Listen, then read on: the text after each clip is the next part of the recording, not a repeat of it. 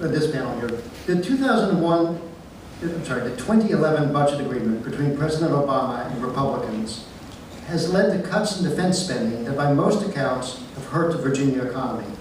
Would you support restoring some of those defense monies if savings could be found in other federal programs that also benefit Virginians? Or should Virginia learn to make do with decreased defense spending? Bill, you're up. Thank you. No, I would not. Well, first of all, I don't support the budget cuts. As a government contractor myself, small business owner, I think, and have performed a lot of work with the federal government over the past 25 plus years, we need to boost out not only our local economy, but the U.S. economy by the federal government continue to spend and invest dollars wisely that sustain the economy and create jobs.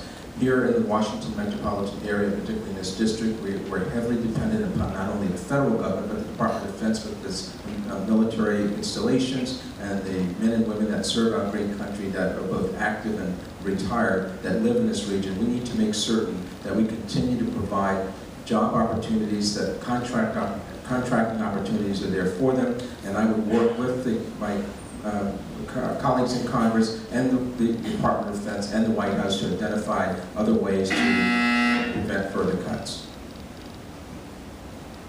You know what? There's good defense spending and there's bad defense spending. There's defense spending that we need to protect our country and protect our allies around the world, and there's thousands of tanks sitting in the desert in Arizona that we're not using. We don't need another tank. There's the second engine for the F-35 that was made in Speaker John Boehner's district. And the Pentagon said, you know, we don't need this engine. We already have this other engine. And they built this second engine that the Pentagon didn't want for many, many years because it was in Speaker Boehner's district. It was finally stopped. Look, I want to protect Virginia jobs, very much so. But I want to make sure those, and by the way, it's not F-35s and tanks that are made in Virginia. So I think we're okay on those two scores. But in general, when politicians are only protecting their parochial needs, we find that we have all across the country, we have a lot of things that we don't need. So yes, if it's needed, I will absolutely support Virginia jobs. I'll go to the math. There's lots of things we need in Virginia from infrastructure spending. We haven't gotten to that yet, expanding the metro. But if it's wasteful defense spending, I'm not going to support it. Yeah, I mean, the 8th District does rely a tremendous amount, well, all of Virginia relies a tremendous amount on defense spending. And the cuts that were made through sequestration were drastic. And they were drastic because they actually thought that the people that were negotiating the deal would never not do a deal because given that these cuts were looming. Well, surprise, surprise, the dysfunctional Congress let it slip anyway. A lot of the cuts have been smartly added.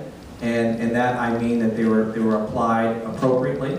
I would not support revisiting these cuts. I would support more of a jobs program, more redirecting a lot of these jobs, some of these contracting jobs, towards more things like maybe healthcare, maybe it's green energy, environmental jobs.